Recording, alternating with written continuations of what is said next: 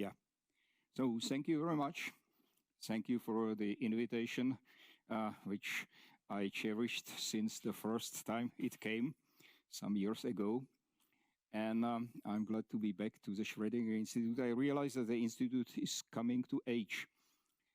For the first time I was here was exactly 29 years ago, when the Institute was still in the Epsilon vicinity of the Schrödinger apartment down the staircase.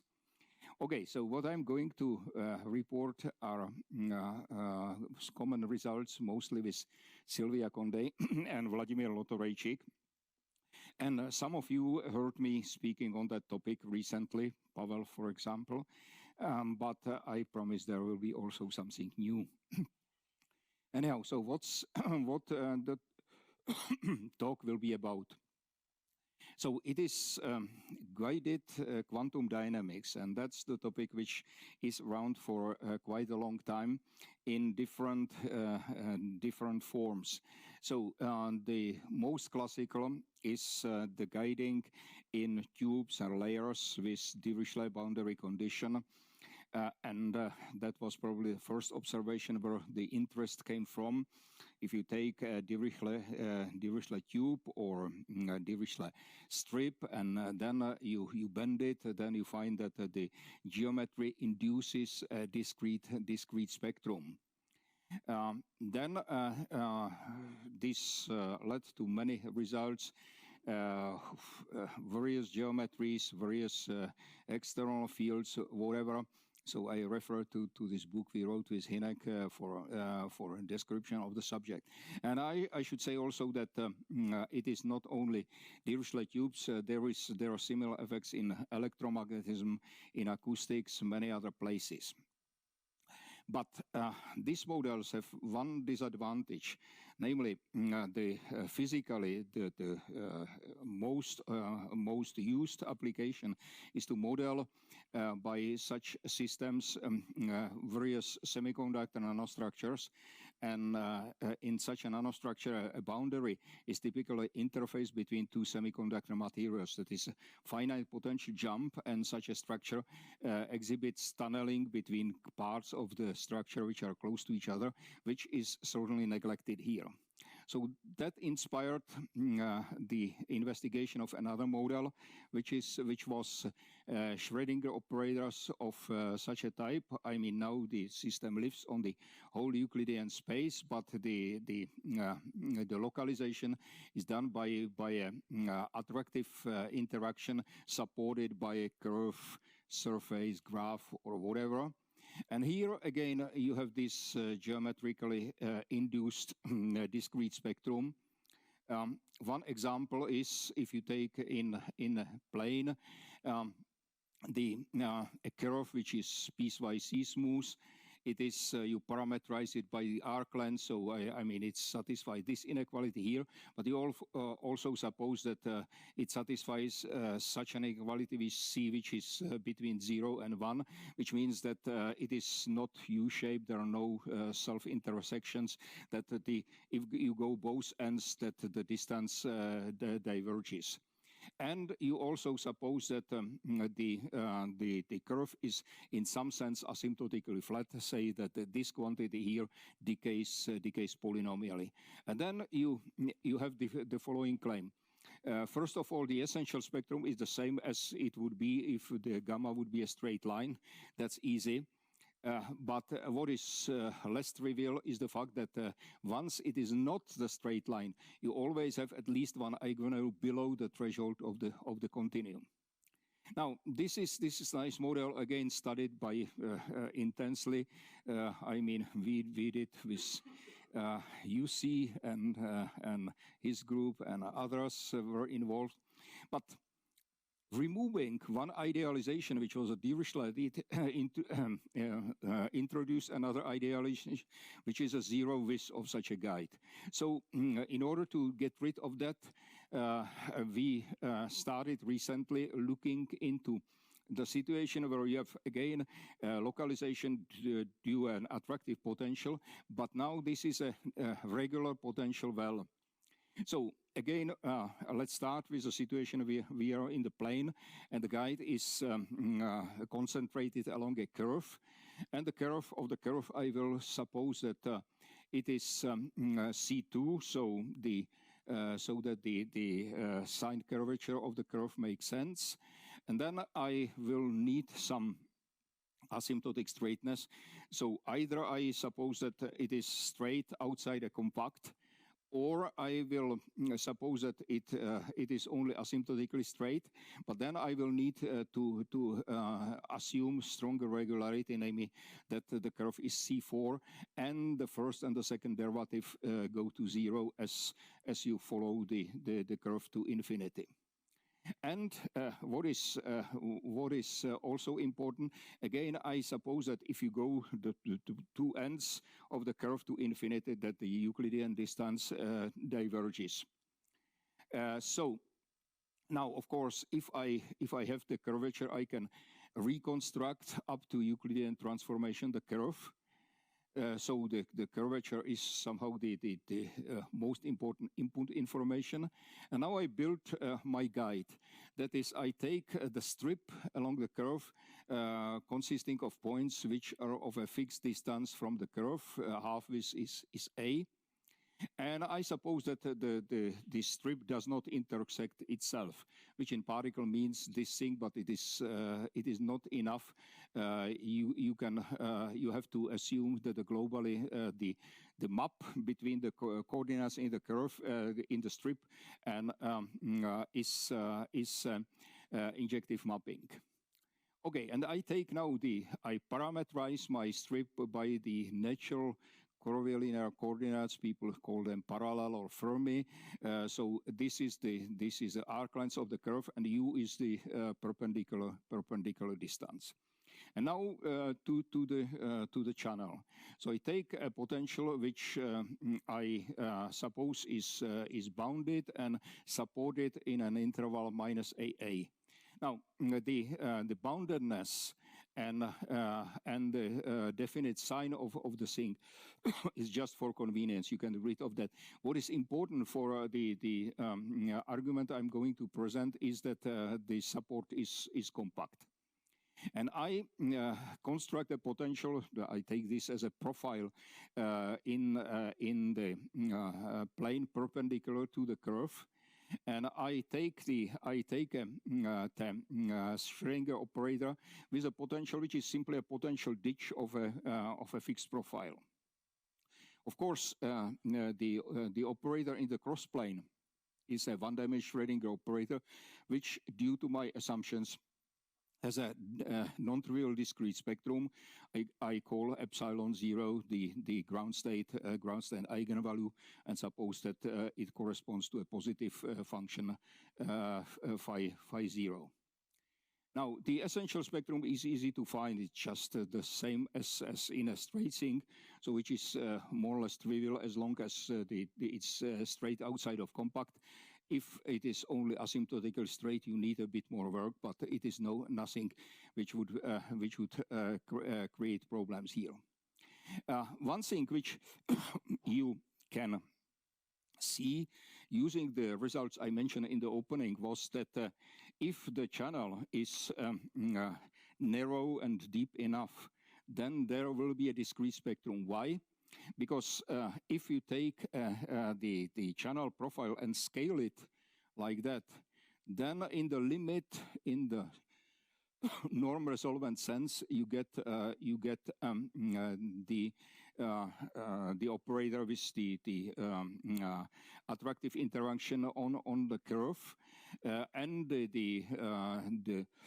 coupling constant is just the integral of the potential. So that was done already in the first paper in a much greater generality. We did it then with UC Volodya and Markus. Now, for using this fact, you can prove that if you take a non-straight C-smooth curve and it is asymptotically straight in some sense here, for example, you can assume that the curvature decays with this power here, and epsilon, the scaling parameter, is small enough, then the discrete spectrum is non-empty. And also the Dirichlet result can be used. For example, if you take now a channel which has flat bottom, that is the cross section is just a square well, then you know that if you make the well infinitely deep in the limit, you get Dirichlet boundary condition, and using that you again find that if such a soft guide but deep enough, then again you get the discrete spectrum, which is non-trivial. Of course, these results are just asymptotic, and we want something better. So the tool I will use now is the Biermann-Schwinger principle, and there is no need to introduce it in this audience. So what you will take is the free resolvent sandwich between the square roots, and of course you have the standard Biermann-Schwinger claim that the value z belongs to the discrete spectrum if and only if 1 belongs. Now I had the negative sign of the potential, so 1 belongs to the spectrum of the Biermann-Schwinger operator. And now I also know how the eigenfunction of the original operator can be expressed in terms of the eigenfunction of the Biermann-Schwinger operator, and I can now write the in my case I can write the Biermann-Schwinger operator explicitly, because I know, of course, the resolvent, the green function of the thing. Now, let me, for an inspiration, let me look how the existence of the discrete spectrum is proved for the delta interaction. It's in several steps. First, you look at the spectrum which corresponds to the straight line. It is because then the operator is a convolution, so you find it explicitly is this interval here. And then you prove that you see that the bending, which is a perturbation, is sign definite, because the green function is monotonous, and if you bend the curve, the Euclidean distance, of course, will diminish. Then, using a proper trial function, you show that there is a spectrum about this value, and it depends continuously on the spectral parameter, and it goes to 0 at infinity. So we know that, and using the asymptotic straightness, you know that this extra spectrum is just discrete. So there is at least one eigenvalue curve which goes like that, and it crosses the value 1 to the right of this point, which means, translated back, that there is a discrete spectrum of the original operator. So you can try to do the same thing for soft waveguides. Now, the trick, and that's why I needed the compact support, is I use the parallel coordinates in the strip, and I can map my strip into a straight strip through this unitary transformation. And then I get a unitarily equivalent problem, the Birman-Schwinger operator corresponding to a straight strip, but now the potential is replaced by the effective potential, which comes with this geometry-induced factor. And so the first one should look into is again the straight case. There the gamma is 0, so it's the original thing.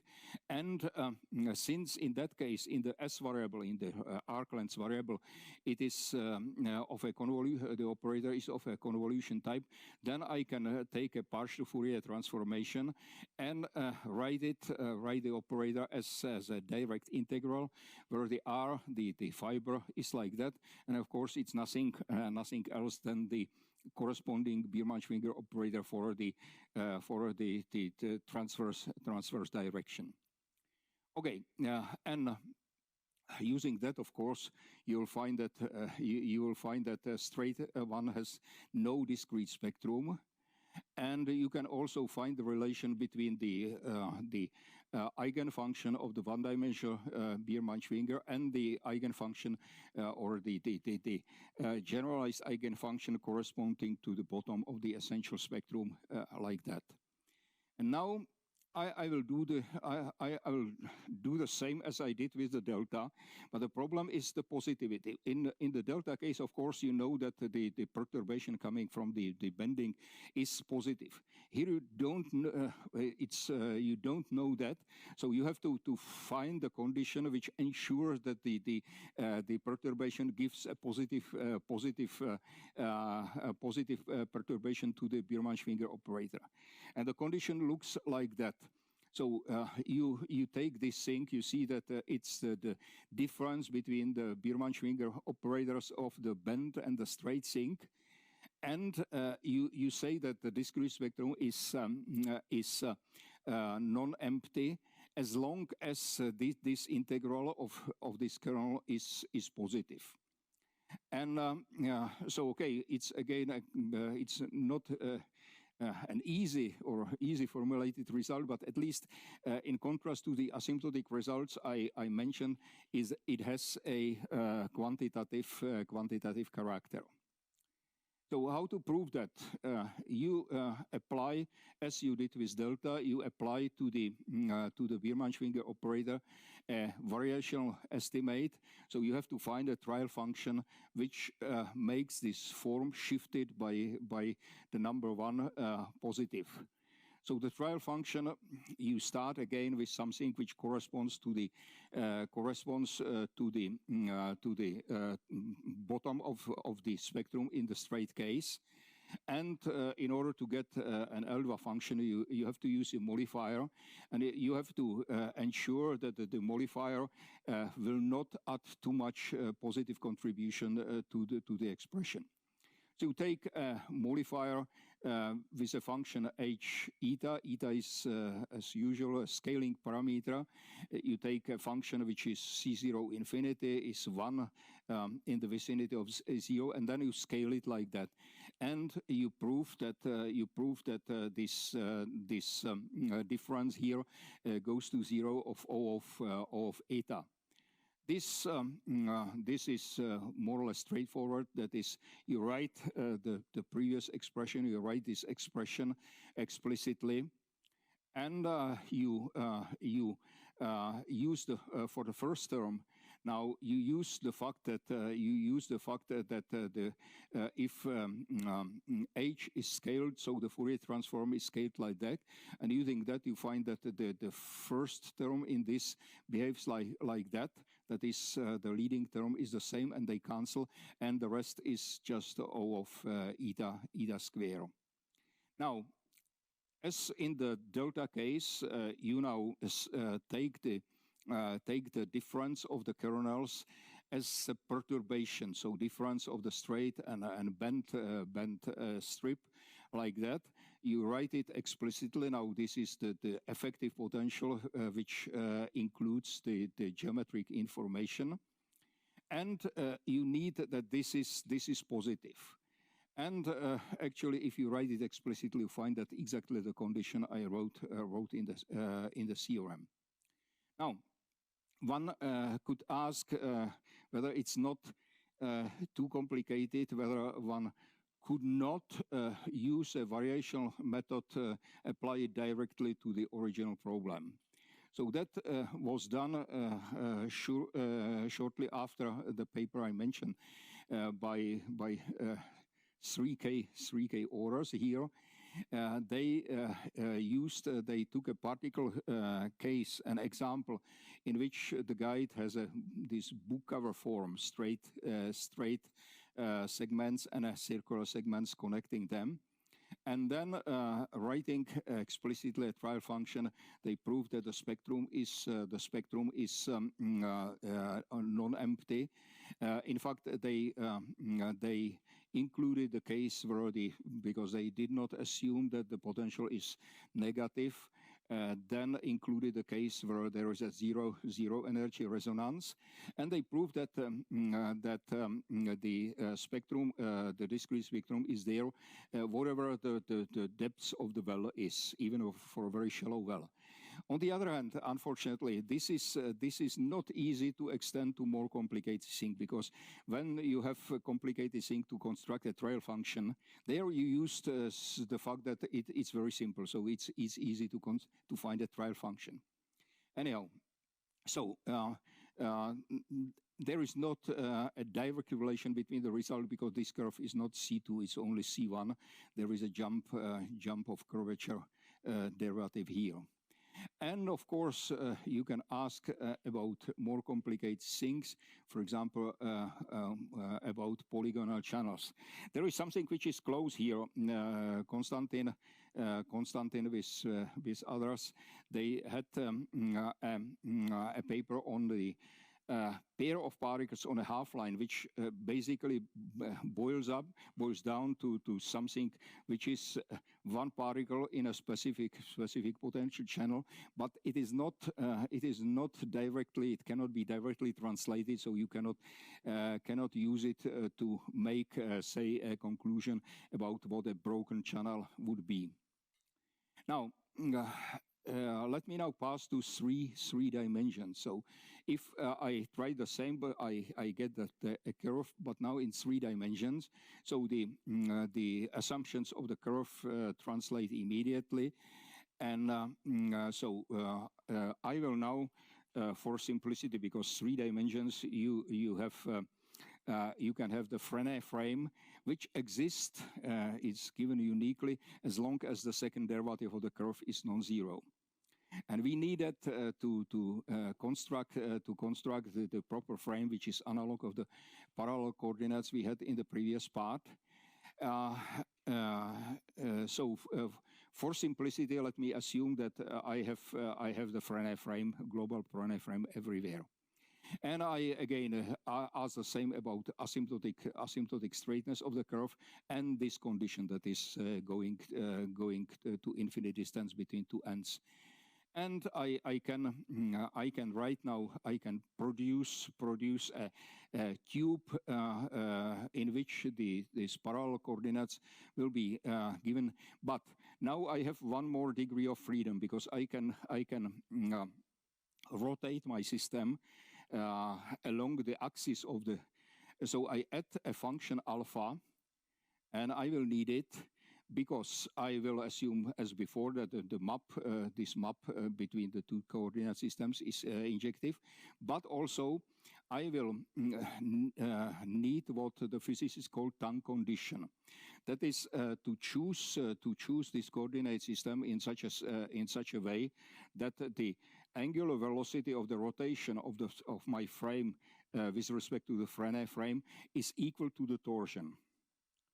That's important, because the ultimate goal of this is that you reduce the operator to something in a straight strip with a coordinate which separate the transverse and the longitudinal variables. And this happens only if you have this condition. Otherwise, you have cross terms here.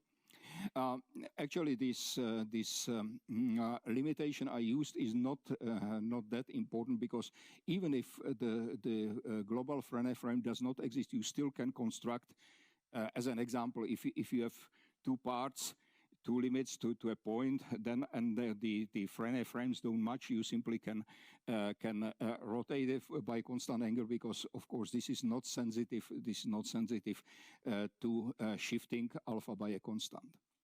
Now, and again, I again take a potential which is a non-negative support in the cross section of the tube, and I construct the corresponding Schrödinger operator like that, and I take this operator in the cross section, which again by our assumption has a discrete spectrum and an eigenfunction of the ground state.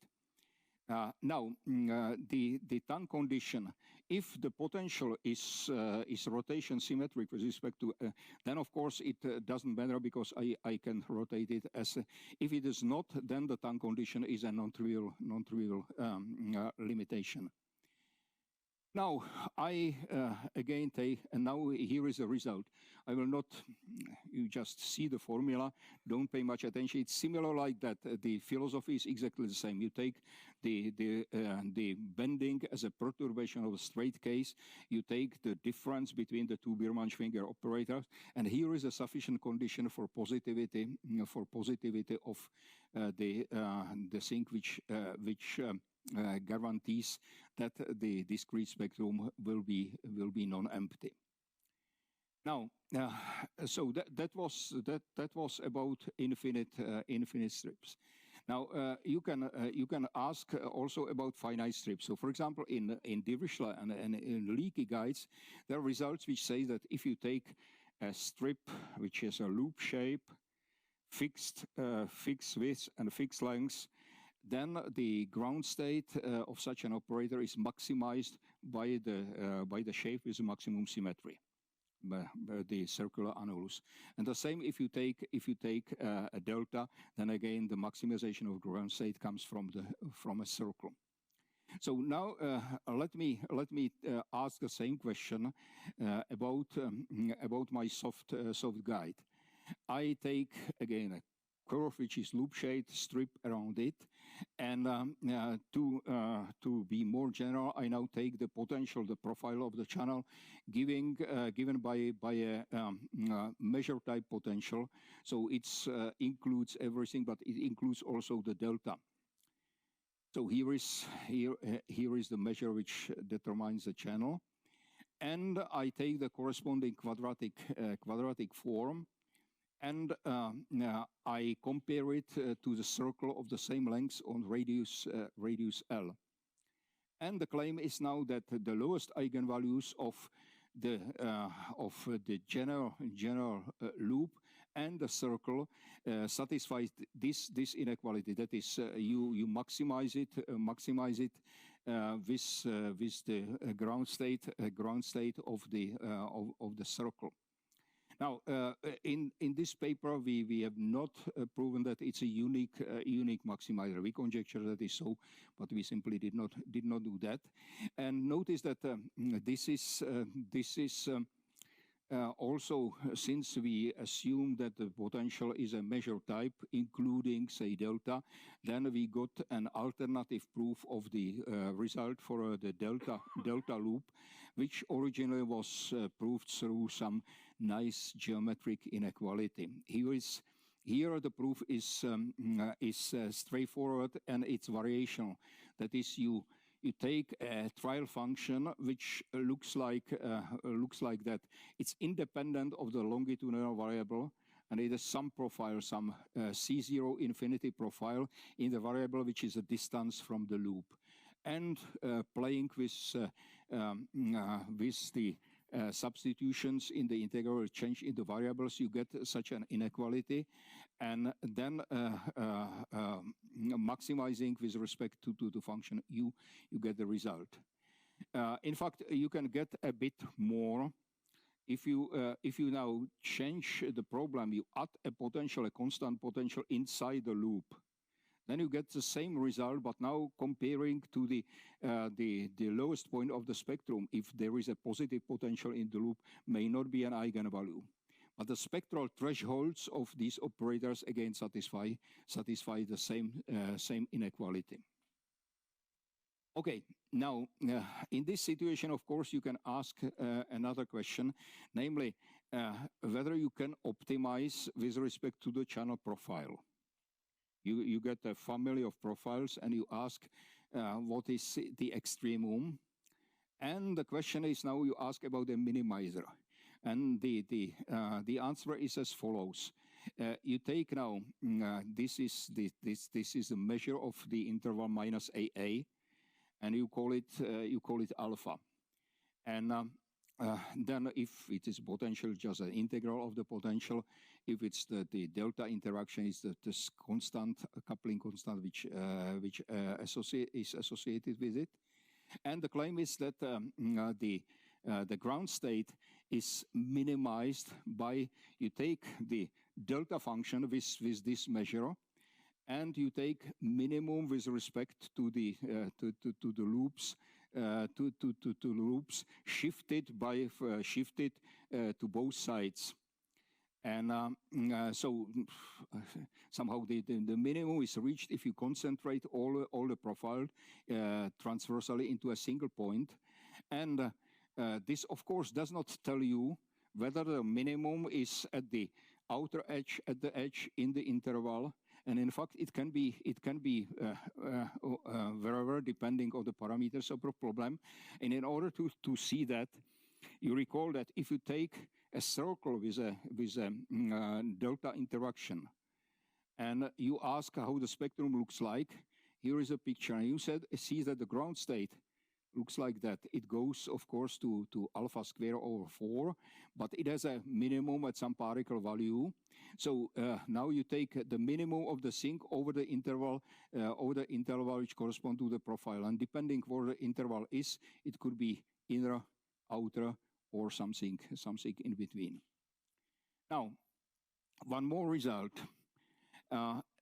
You may ask about weak deformations, and here again we refer to the Dirichlet case. There was a paper by Fritz, Barry, and others, and Barry once told me proudly when we solved the waveguide problem. So this is the paper in which they took a straight strip with Dirichlet condition and slightly violated the boundary, right, Fritz? Yeah. So the question is now whether you can do something for our soft guys. In fact, we had another paper in which we did the critical case when the added volume, because the added volume or added area is important. So we did that in the case where the added volume is 0. As in those papers, we, for simplicity, assume that just the deformation is one-sided. It would work the same way, but simply the writing it's complicated enough, so we restricted to this thing. So you have the strip of the vis D, where your potential is sitting, and you have the deformation given by the function f, with the deformation parameter epsilon, and the quantity which will be of interest will be the added area. So now you take, again for simplicity, you take the flat bottom channel, that is the transverse profile will be just a square potential well. And you take the quadratic form associated with this problem, like that, and you ask how it behaves when epsilon is small. For the straight guy, of course, that's quantum mechanics 101. It's the rectangle well. We know that there is a discrete spectrum. You find it in every quantum mechanical textbook, and you know that there is a ground state which we call here a mu1. Now we divide the situation into the critical and non-critical case. So first, the non-critical, which means that the added area is non-zero. Then we have the following thing. So if the added volume is positive, you blow up in the average the tube locally. Then for gentle deformation, for small epsilon, you get just one eigenvalue, and it behaves asymptotically like that. It is the square of the added area with a coefficient which is given explicitly in terms of the parameters of the problem, that is depth of the well. And this is the value of the ground state eigenfunction at the distance, or at the point where the original eigenfunction or the eigenfunction of the square well at the distance d, or the border of the interval. And if the edit volume is negative, if you squeeze it in the average locally, then for small epsilon is no discrete spectrum. Actually, I see it is. I used not the last version of the slide because it is 12/2/11. The paper was posted there last Friday. So one warning: this last claim is valid only in this in the weak coupling regime, because it may not hold if epsilon is large, and you see it easily if you see two deformations. You take a deformation which is negative, and then deformation which is positive and smaller, but they are far apart.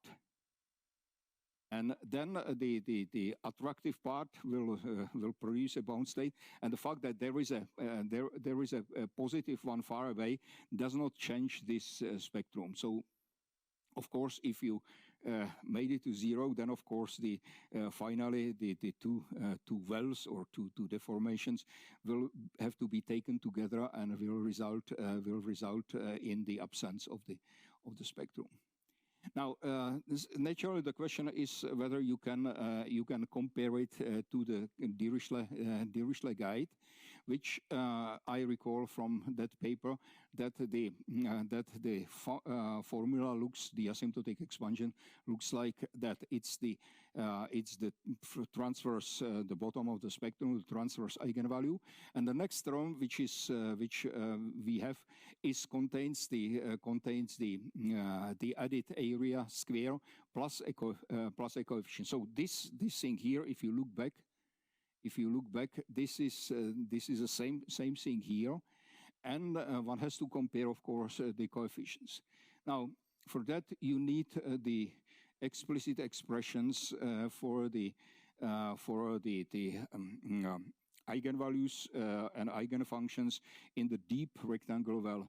And surprisingly enough, while this is in every quantum mechanical textbook, this asymptotics is not there at ESV, but it's easy to compute it. So it's here, and if you substitute these values to the previous formula, you will find that this gives the expansion. At least the first two terms coincide. It cannot be used to prove the thing because you don't have enough information about the error terms. Now, the proof idea, again, it's Biermann-Schwinger principle. I don't describe it because it is relatively straightforward, but it is quite laborious to write all the explicit. So here is the explicit form. Sorry. I forgot to say something. Yes, you can also find not only the asymptotic expansion for the eigenvalue, but also for the eigenfunction. For small epsilon, you got the asymptotic expression for the eigenfunction like that, where u is you see you take the eigenfunction of the square of L times this thing which is just characterizes the deformation, and you take a convolution which such an exponential factor. So this is a non-normalized eigenfunction. The norm is like that, but the first term is epsilon independent, and the rest, which again there is an explicit formula, but it's horrible, and it goes to zero as O of square root of epsilon. Now to the proof, as I said, it's Biermann-Schwinger, but quite complicated. And what is important is that this thing does not work in the critical case. What we do instead in the critical case, we use directly a variational estimate, and with an explicit function like that. This is again the transverse eigenfunction of the square of L. This is the profile of the thing, and using that you find such a result, that the discrete spectrum in the critical case, that is the integral of f is 0, is non-empty, and you have a unique simple eigenvalue as for epsilon small enough, as long as this inequality is satisfied. And it is similar to what, or in the same spirit as the result for the Dirichlet guides, because it tells you that there will be a discrete spectrum if the perturbation is elongated enough. Namely, if you take the function f, which is scaled like that, so for small enough gamma, this will be satisfied, and the spectrum will be non-trivial.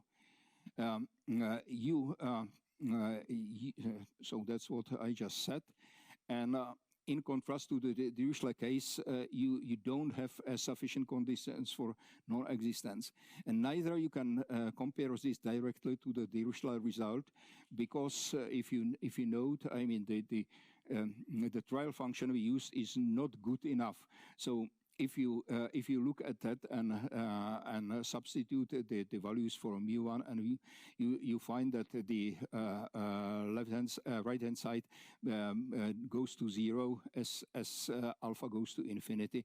That is for Dirichlet case, the eigenvalue becomes useless. Okay, so that's the result, and certainly there are many open questions. So, for example, while we did the local deformation, one can ask about local bending. You can do that again, I hope, during using Birman-Schwinger, and you can write the expression formally, which suggests that you will have the same result as in the Dirichlet case. That is, the asymptotic is governed by the force power of bending angle, but I mean, it's the formula is complicated enough, and we have not dared so far to go into all the needed estimates. Now, the next question is for the three-dimensional tube. What happens if the condition which guarantees that the torsion does not play a role is not valid? Then we know that in Dirichlet case, it's non-trivial. That is, if you take, say, a straight tube with a non-circular profile and twist it, that effectively you get a repulsive interaction instead of attractive. So it will make the operator subcritical, and you need a large enough bending or another attractive interaction to produce a discrete spectrum. This is the result of this paper. However, it seems that in the soft case it will be even more complicated, and we have no clear idea what will be do. Then the branch channels, which I already mentioned in connection to Konstantin work. And you can ask other questions. For example, you know that in Dirichlet tube, which is bent and thin, you have resonances at the higher transverse thresholds, which are exponentially small. And the question is, will the same effect will be present here? Nobody knows. And there is, of course, so I spoke mostly here about tubes or strips. So similar questions are to be asked for potential layers. And there is something, there is this paper again by Konstantin and co-authors, which says that the behavior is like we know from Dirichlet or leaky. That is, if the layer has a conical shape, then you have infinite number of bound states. And the paper was recently result was extended by Krejcík and Kříž, who showed that you needn't have a conical layer, just you have to have a conical end of the sink. And many other problems, but I think even with the 5 minute extra, I used my time, so thank you for your attention.